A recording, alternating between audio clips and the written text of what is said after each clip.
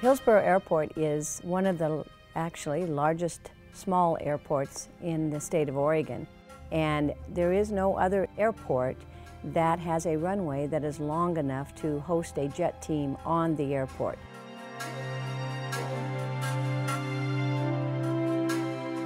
I started in working on a piece of the air show as an employee in 1991.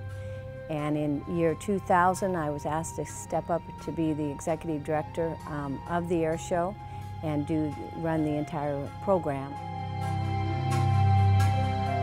This event is so dynamic for our state in that its economic impact is huge. But it also is one of the best fun family events in the state of Oregon. It's well known throughout the United States as being one of the very best air shows, and there are over 300 air shows that happen every year. And our air show truly is I'm going to say, the top 10.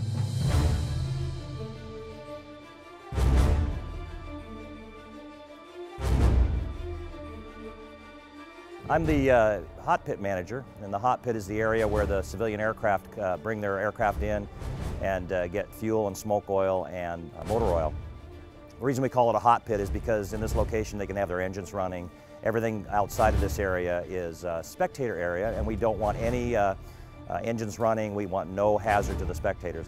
So what they'll do is they'll come in here, get ready for a flight. We'll get them fuel from the local place that we contract for fuel with. We'll provide the smoke oil and pump it for them.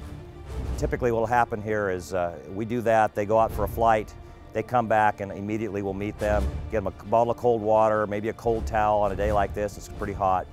And just basically get them what they need. More fuel, more smoke oil, check their needs, because we're taking care of the performers.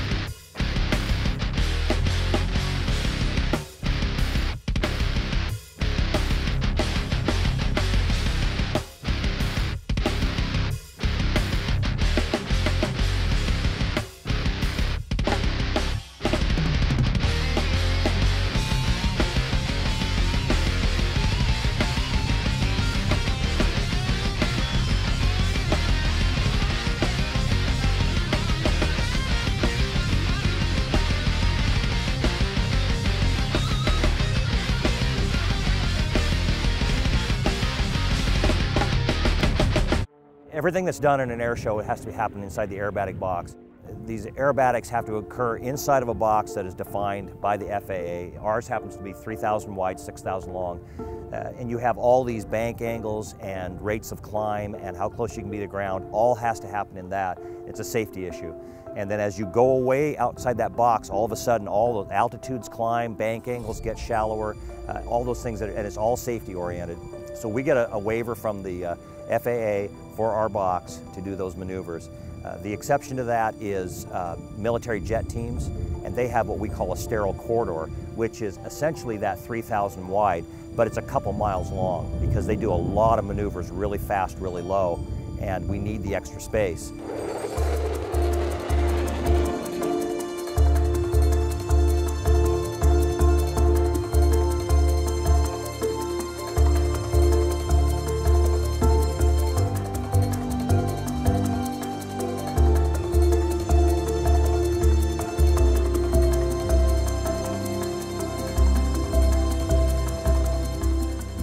I talk directly to the air boss, and he's the guy that essentially choreographs the whole show. And so he has to be able to talk to me because the performers are here. He needs them to know that if we're running ahead or behind. And so that he just asked me to talk to the next performer, let him know that we're running a little ahead. That way he doesn't have to end up with a big gap. We're looking for no big airspace in the show if we can. Little gaps are fine, gives people a chance to go get something to eat or something, but unscheduled large gaps aren't so good.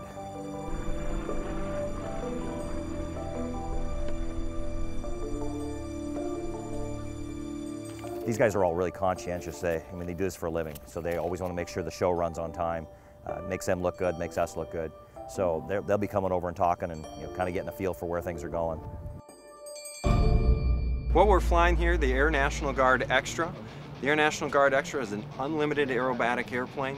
This airplane will fly 250 miles an hour, pull plus or minus 10 Gs, go straight up, straight down, fly backwards, flip end over end, anything the pilot can ask of it and anything the pilot can handle.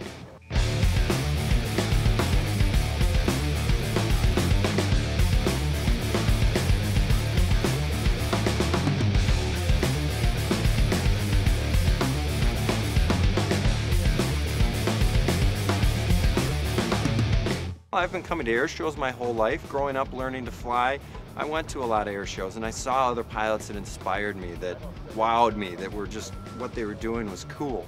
And finally I have the chance to come out to the Hillsborough Air Show and show all the other kids what we can do and how cool aviation is and how cool the Air Guard is and how cool the Hillsborough Air Show is. And it's really fun to come out and experience the air show from the performer side.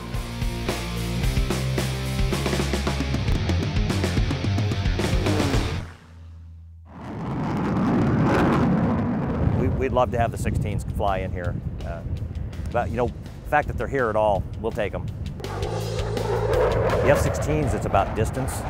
They have a 7,000 foot minimum runway for safety, and I think we have a 6,800 foot runway, and there is no give on that. The only way we could give on it is with arresting gear at the end. And the only way we can get arresting gear is we have to get it from another military base, pay to have it shipped here, pay to have it professionally set up, break it down and return it, and it's just not worth it. Our jets are out at Portland right now. I'll take off from there, fly in here, show you the demonstration, and then go back and land at Portland. I'll be as low as 200 feet up to as high as 3 miles. That transition takes place in a matter of seconds. The whole time we'll be pulling 9 Gs, so basically getting pushed into the seat 9 times my normal weight. So I get a bit of a workout from it, but it's a loud, fast, I think exciting demonstration to watch.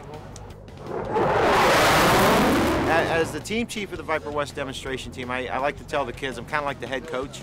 I make sure all the guys on the team are doing what they need to do to keep the jets safe, keep Captain Dover safe in the aircraft. I handle all the organizing between the shows to get us here and get us home, our budget, and then the funnest thing I get to do all the PR stuff, and then when Captain Dover's flying the demonstration for everybody, I'm the one up on the stand playing the music and shouting in your ear, telling you what he's doing. When he reaches show center, Captain Dover will apply full afterburner and accelerate his aircraft into a nearly vertical climb, demonstrating the F-16's awesome thrust-to-weight ratio in a maneuver we proudly call the Muscle Climb! I've been in the military almost 21 years. This is my second year as the team chief for the demonstration team, so I've been on the air show circuit now for about 1.5 years. Our relationship on the Viper West demonstration team, it's a family. We're a very small team. We're not like the Thunderbirds or Blue Angels. There's a total of 10 of us on this team, and that counts our pilot.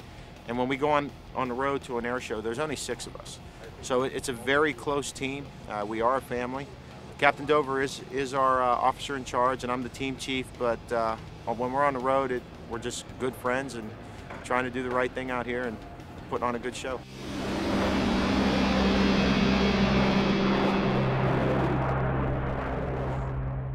We call this a military hot pit, obviously, because it's got a couple military planes in it. The military hot pit is run by military personnel, primarily from the Air National Guard here in Portland. So we stay out of their area, they stay out of ours, and we're all real happy with each other. If you go down to the military static display, I think we've got 18 displays, so it's a pretty awesome thing.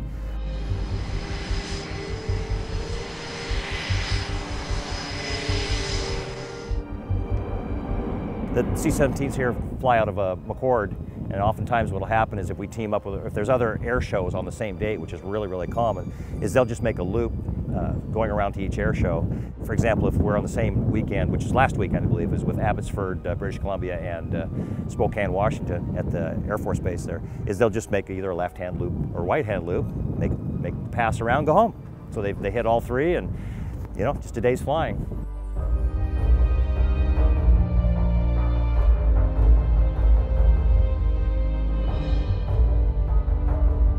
We've had a couple of different jump teams over the years. We normally have the Golden Knights, which is an Army team. This is also an Army team, and it's the Black Daggers, and my understanding it's a Special Forces team. So they come from a different branch of the Army. We have tried to get the Leapfrogs a couple of times, which is Navy. They're in pretty great demand. The Army's got multiple teams, and so we can usually get one of those. And normally, for example, the Golden Knights, they have their own plane. So they show up, plane, everything. Don't need to worry about it. The Black Daggers, you get jumpers. So we're on our own for a plane. And it just happens we have the Twin Beach here that from Mount Yonkin, and it's a beautiful plane with a nice big door on the side of it, and apparently they're quite comfortable jumping out of it since they've done it already a couple of times.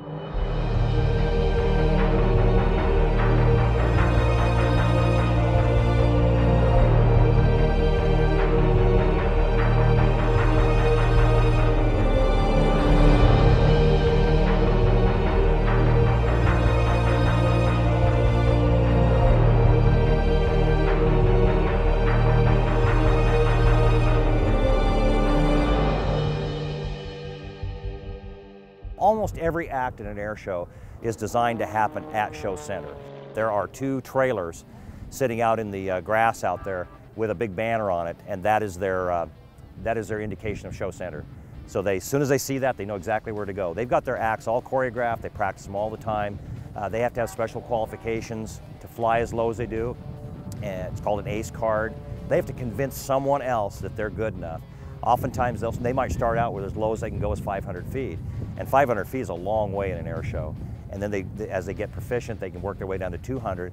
And the good ones, the ones that have really been at a long time, basically it's 0. They can do their act right down to the ground. Probably not a good idea to touch the ground while you're doing their act, but the closer you can get, the cooler the show is. I mean, everybody likes that.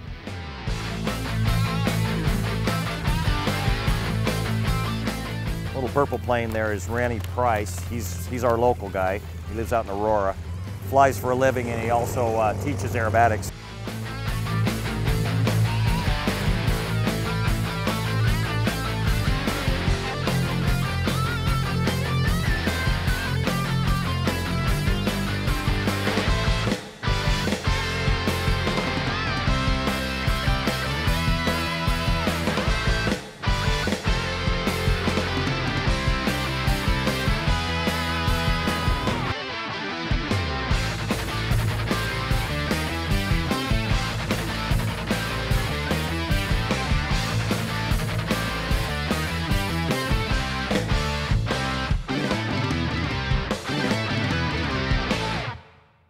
This is considered to be the plane that doctors fly, and most people do not consider it to be an aerobatic plane.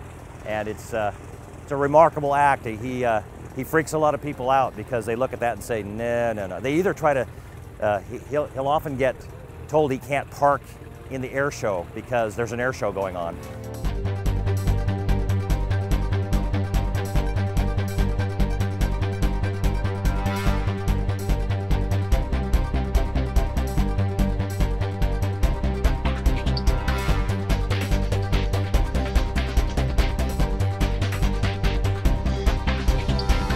The Meteor Pits, it's a pit special, an S2B, weighs 1,200 pounds empty. It has almost 300 horsepower under the hood, or under the cowling as we say, and a 3-bladed MT composite prop, and it's a heck of a lot of fun to fly.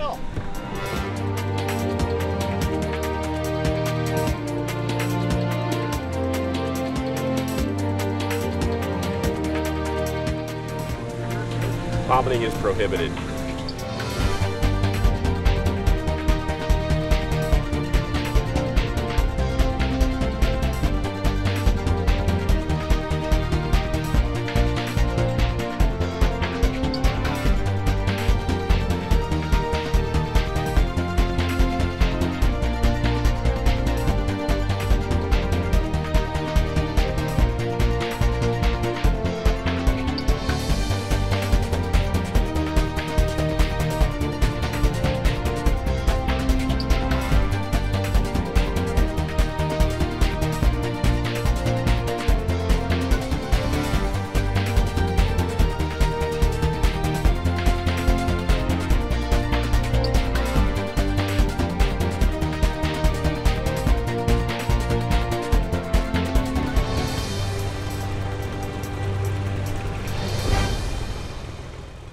Yeah, the Patriots are the jet team that's right behind us. You can see them in the distance. They're the small jets, and we provide the smoke oil for them that makes the smoke in the air. That's so you can basically see where the jets are going.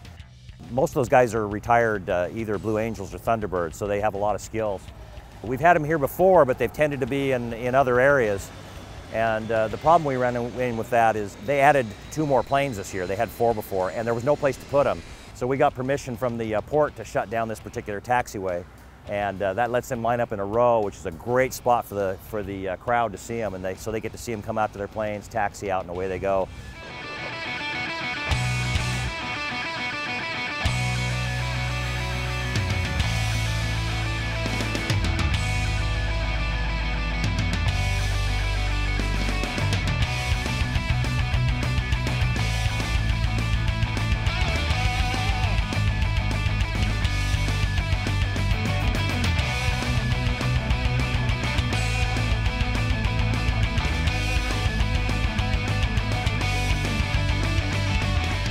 The Patriots jet team is the only 6-ship, civilian-owned aerobatic jet team in the world. What we fly are L-39s. They're from the Czech Republic. They're light attack fighter jets. They're trainers out of the Czech Republic. They also fly in active military. We purchased those aircraft from the Czech Republic, brought them over in an ocean container, then light rail or rail to our facility where we restore those jets to their present condition. Everybody that you see here with the Patriots jet team are volunteers, including our pilots. We just want to share our ability and our talents with America.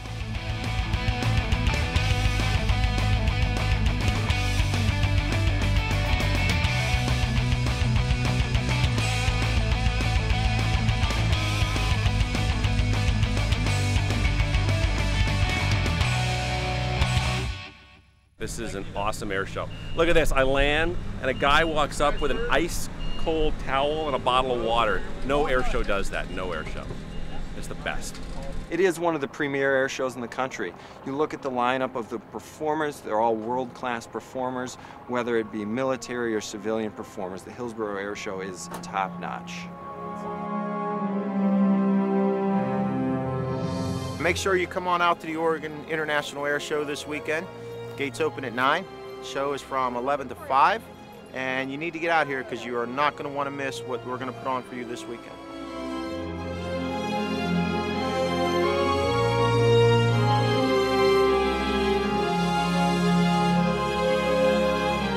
I really think that it's important that people understand that the magnitude of commitment it takes from volunteers.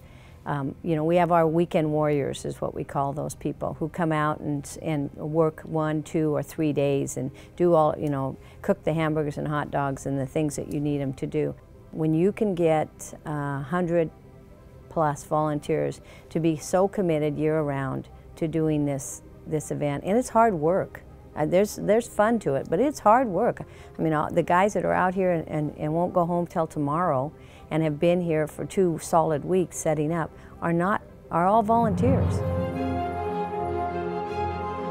People just, when they love something, respect it, and know that when you're done, you're making a difference, they'll step in, and they've stepped in for 24 years. So that's the part that amazes me every year. And that's part when I do retire and don't do this anymore, I'll miss being involved in that.